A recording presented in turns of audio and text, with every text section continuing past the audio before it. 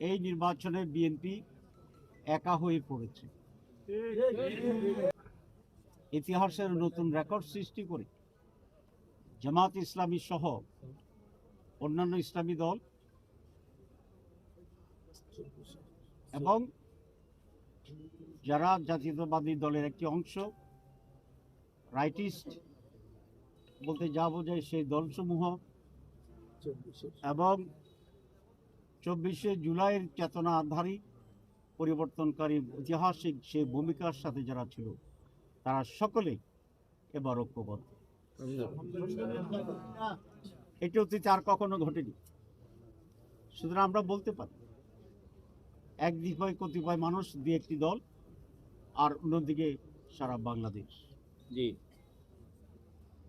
নির্বাচনের ইনশাআল্লাহ আমি মনে করি যে একটি ব্যতিক্রম ধর্মী নির্বাচনী পোলারাইজেশন যেটা হয়েছে, এখানে জনগণের একটা ব্যাপক উত্তাল স্রোত তৈরির মাধ্যমে এবার এই জোটকে মানুষ বিপুল ভোটে নির্বাচিত করে সরকার গঠনের সেই সুযোগ করে দেবেন।